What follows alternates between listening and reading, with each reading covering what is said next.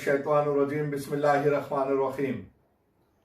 शुरू अल्लाह के नाम से जो बड़ा मेहरबान निहायत रहम करने वाला है। तमाम तारीफें सिर्फ अल्लाह रब्बुल इज्जत के लिए। मैं खान मोहम्मद इसराइल, माविन मौलिम, पटेल हाई स्कूल। आइए शुरू करते हैं मजमून ज्योग्राफी, जमात नवम, सबक नंबर 4, बैरूनी अमल, हिस्सा दुआ। तो आइए शुरू करते हैं इस सबक को। अजीज बच्चों, आपने गुज़िश्ता सबक में पढ़ा होगा कि उरियाकारी के अमल से ज़मीन की झीझ होती है। उरियाकारी से तैयार होने वाले कीचड़ का ढेर मुख्तलिफ अवामिल के ज़रिए बहकर आगे चला जाता है। इसकी रफ्तार कम होने पर इसका ज़ख़ीरा होता है। इस तरह से बहता पानी, नदी, बर्फ़ानी नदी, हवा, समंदरी लहरें और ज़मीनी पानी, ये अवामिल बहाव और ज़ख़ीरा अंदोज़ी में मदद करते हैं। इन अवामिल की वजह से सतह ज़मीन पर मुसलसल तब्दीलियाँ होती रहती हैं और ज़मीन की नई नई शक्लें वजूद में आती है।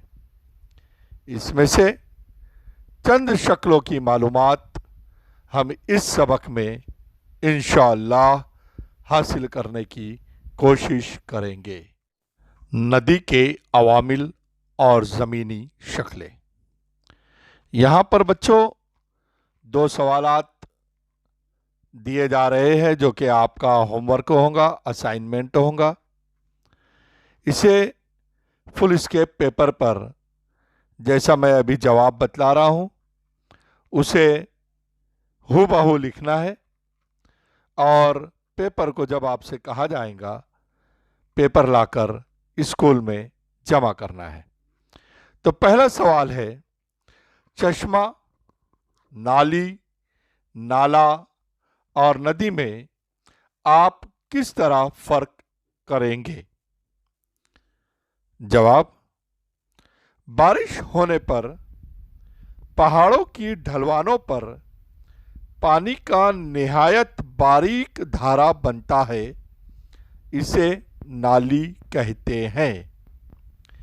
कई नालियों के मिलने पर चश्मा बनता है।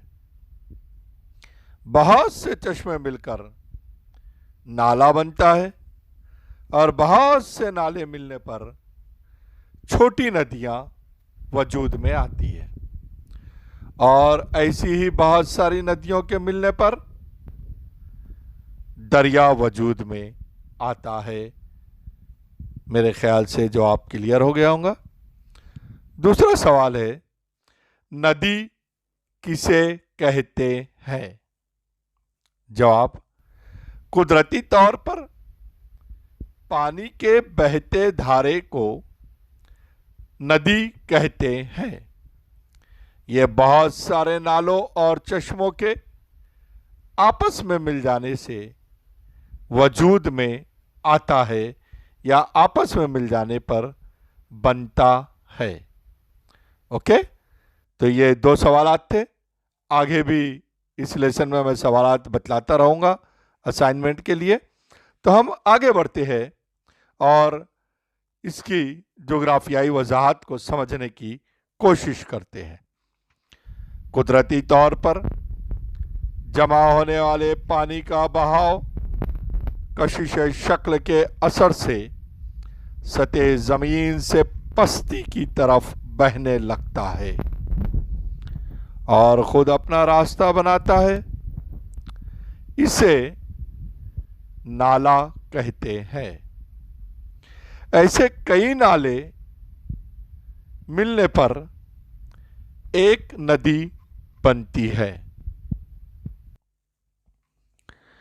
सतह ज़मीन की ढलान, चट्टानों की किस्में, नदी में बहने वाले पानी की मिकदार व रफ्तार, बहाव की लंबाई, नदी में तहलील शुदा मिट्टी की मिकदार वगैरह अवामिल पर नदी की खुदाई या उरियाकारी, बहाव और जमा करने का अमल मुनहसिर है।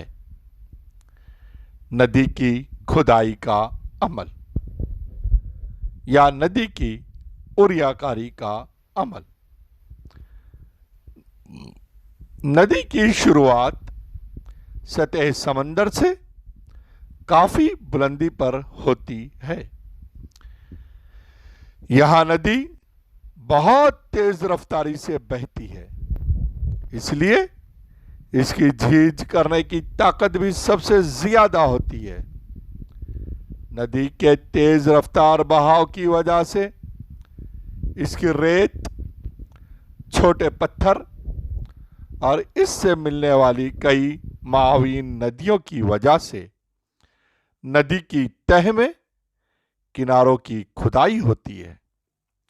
इसकी वजह से वी शक्ल की वादी या घाट और आबशार वगैरह जैसी जमीनी शक्लें वजूद में आती है या तैयार होती है।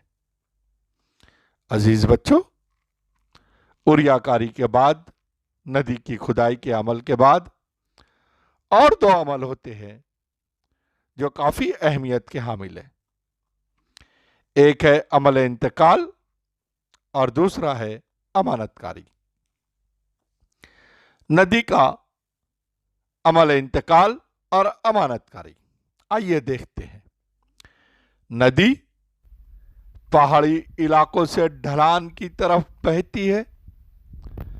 पहाड़ की तराई में ढलान बदल जाने से नदी के साथ बहने वाले अवामिल इस जगह जमा होते हैं। तिकोनी शक्ल में, मुसल्लसनुमा शक्ल में होने वाली इस अमानतकारी की वजह से मैदान तैयार होते हैं। इन मैदानों को पंखानुमा मैदान कहते हैं। सुस्त ढलान की वजह से नदी का बहाव बहुत सुस्त हो जाता है। छोटी छोटी रुकावटों से मुड़कर नदी सांप की तरह बल खाती आगे बढ़ती है। समंदर में पहुंचने तक नदी का किनारा खूब फैल जाता है और नदी की रफ्तार कम हो जाती है। नदी का गारा, गाद इसके किनारे के इलाकों में जमा होना शुरू होता है। नदी के गारे को जमा होने के लिए नदी की लंबाई, पानी का तनासुब, गारे की मिकदार, सतह जमीन और नदी की ढलान वगैरह अवामिल जरूरी है। इस तरह गारा एक जगह जमा होकर नदी के किनारे के इतराफ सैलाबी पुश्ते, सैलाबी मैदान और तिकोनी में इलाके या मुसल्लस नुमा इलाके या डेल्टाई इलाके तैयार होते हैं। शक्ल 4.1 में इसकी मालूमात दी गई है, जैसा कि आप यहां देख रहे हैं। नदी के अवामिल की वजह से तैयार होने वाली चंद जमीनी शक्लें यहां मैं आपके सामने पेश कर रहा हूं। इन्हें देखिए और बताइए कि ये जमीनी शक्लें नदी के किन अवामिल की वजह से तैयार हुई है। तो लीजिए शक्ल नंबर 1, पंखा नुमा मैदान। जैसा कि अभी अभी मैंने आपको बताया कि ये अमानतकारी का अमल है और उसी से पंखानुमा मैदान वजूद में आता है। गरज हम खाने में लिखेंगे इज्तिमा कारी, सैलाबी पुश्ते और सैलाबी मैदान। सैलाबी पुश्ते, जब सैलाब आता है तो नदी अपने साथ बहाकर लाए हुए मादों को मैदानी इलाकों में फैला देती है। मतलब सैलाबी पुश्ते और सैलाबी मैदान भी इज्तिमाकारी की वजह से वजूद में आते हैं। तीसरी शक्ल, वी शक्ल की वादी। शक्ल को देखकर ही पता चलता है कि उरियाकारी के अमल की वजह से ही वी शक्ल की वादी वजूद में आई है। तिकोनी इलाके यानी डेल्टाई इलाका, हिंदुस्तान में सबसे बड़ा डेल्टाई इलाका गंगा और ब्रह्मपुत्र के दाहिने पर दिखाई देता है। गरज ये इस इलाके को सुंदरबन का इलाका भी कहते हैं। यह इलाका इज्तिमाकारी की वजह से वजूद में आया है। जब मैदानी इलाकों में दरिया सुस्त रवि के साथ बहते हैं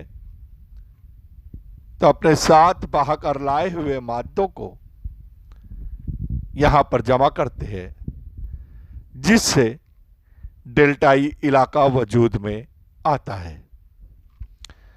बच्चों, अब असाइनमेंट का तीसरा सवाल नोट कीजिए। कोकन के साहिली इलाकों में कई खाड़ियां हैं, लेकिन एक भी तिकोनी इलाका नहीं है, यानी मुसल्लस नुमा इलाका नहीं है, यानी डेल्टाई इलाका नहीं है। ऐसा क्यों है, वजह बयान कीजिए।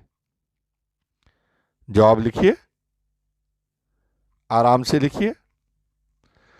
मुसल्लसी इलाके दरियाओं के दहानों, जिन्हें खाड़ियां कह सकते हैं, वहां बनते हैं। मुसल्लसी इलाके इन दरियाओं से बनते हैं जिनमें पानी की मिकदार खूब होती है, जो बहुत तवील होते हैं और जिसमें दरिया के जरिए झीज शुदा मादों की इफरात होती है और जिनके दहानों पर मद्द जजर के असरात नहीं होते। गरज कोकन के दरिया मुख्तसर, तेज रफ्तार और झीज शुदा मैदानों मादों का हजम बहुत कम होता है। नेज इनसे बनने वाली खाड़ियों में मद्द नजर की तेज मौजें दाखिल होती है। यही वजह है कि यहां एक भी मुसल्लस नुमा इलाका दिखाई नहीं देता या वजूद में नहीं आता। अजीज बच्चों, अब एक और सवाल है, यह भी आपके असाइनमेंट में है। यह सवाल नंबर 4 है। मालूम कीजिए कि दरिया के खम के पास, यानी नदी के बल खाते मोड़ के पास, क्या कोई झील होती है? जी, जवाब है जी हां। दरिया के खम के पास कहीं कहीं नाल नुमा झीलें होती हैं। अजीज बच्चों, अब हम बर्फानी नदी के आमाल और जमीनी शक्लें देखेंगे। जिन इलाकों में दर्जे हरारत आम तौर पर नुक्ता इंजमाद के नीचे होता है, वहां बारिश बर्फ की शक्ल में होती है। मुसलसल बर्फबारी की वजह से सतह जमीन पर बर्फ की परतें तैयार होती है। बर्फ की परतों के ज्यादा वजन से ये परतें ढलवान की सिमत हरकत करने लगती है।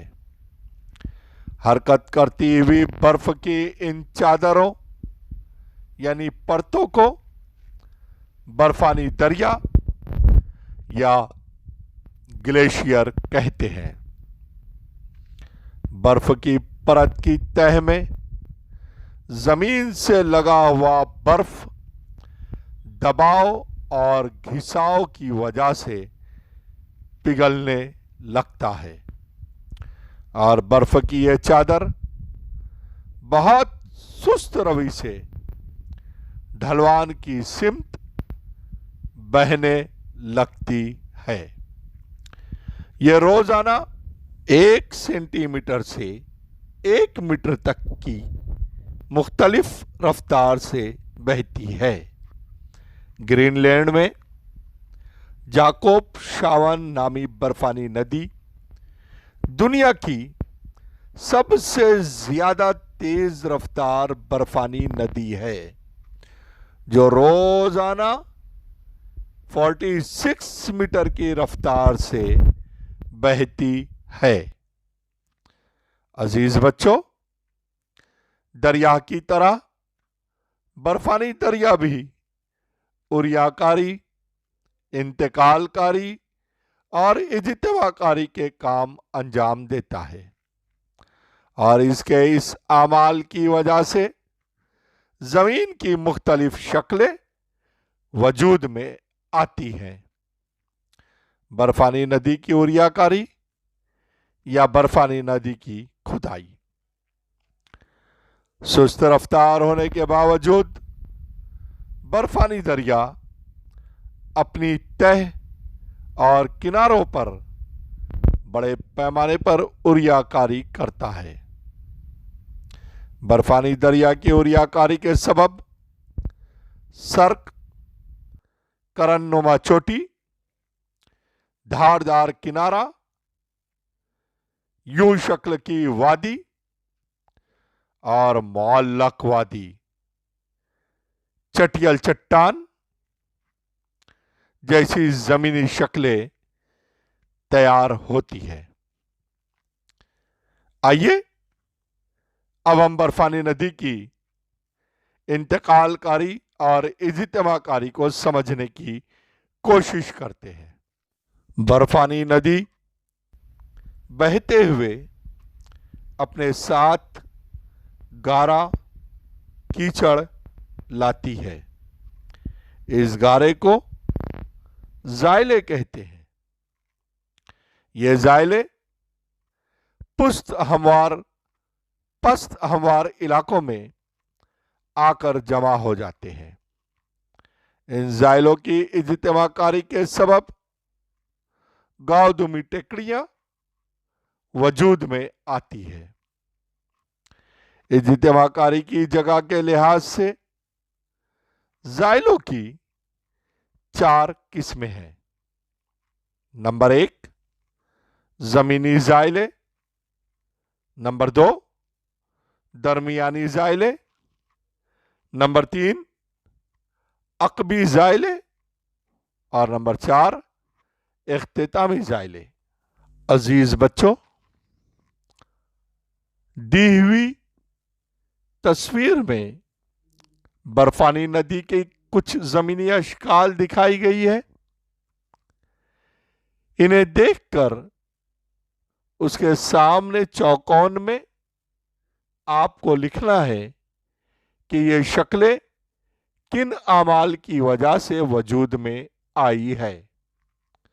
पहली शक्ल किरणनुमा चोटी और चटियल चट्टान। जी, सामने लिखा जाएगा उरियाकारी की वजह से वजूद में आई है। दूसरी शक्ल यू शक्ल की वादी। जी, यह भी ओरियाकारी का ही अवसर साफ तौर से दिखाई देता है। तीसरी तस्वीर अकबी और दरमियानी जाइले, ये भी इज्तिमाकारी की वजह से वजूद में आते हैं। जाइले की टेकरी यकीनन इज्तिमाकारी है। चटियल चट्टान ओरियाकारी दिखाई दे रही है, टूट रही है, फूट रही है। मुअल्लक वादी, इसका भी निचला हिस्सा ओरियाकारी के असर से दिखाई दे रहा है। गरज ओरियाकारी और गौदुमी टेकरियां इसकर इज्तिमाकारी। अजीज बच्चों, असाइनमेंट का अगला सवाल, भारत में बर्फानी दरिया के आमाल कहां देखने को मिलेंगे? जवाब लिख लीजिए।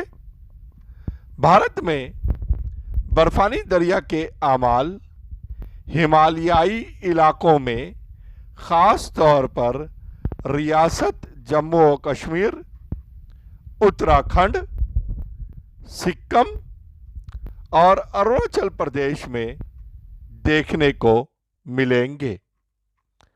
अगला सवाल असाइनमेंट का, किन कुदरती इलाकों में बर्फानी नदी के आमाल सतह समंदर के करीब दिखाई देते हैं? जवाब नोट कीजिए। टुंड्रा के खित्तों और एंटार्क्टिका पर बर्फानी दरिया के आमाल सतह समंदर पर दिखाई देते हैं। अगला असाइनमेंट का सवाल, जिस तरह नदी का पानी बहता है, क्या बर्फानी नदी भी इसी तरह बहती हुई दिखाई देंगी? जवाब नोट कर लीजिए। दरिया के पानी की तरह बर्फानी दरिया बहता हुआ दिखाई नहीं देगा, क्योंकि पानी मुंजमद हालत में होता है। इसके अलावा इसकी रफ्तार निहायत सुस्त होती है। अजीज बच्चों, हम इस सबक को यहीं पर रोकते हैं। इंशाअल्लाह हम फिर मिलेंगे इसी सबक के दूसरे हिस्से के साथ। उस वक्त तक के आप मेरे चैनल को सब्सक्राइब कीजिए, लाइक कीजिए, कमेंट कीजिए और शेयर भी कीजिए। फिर मिलते हैं। अल्लाह हाफिज।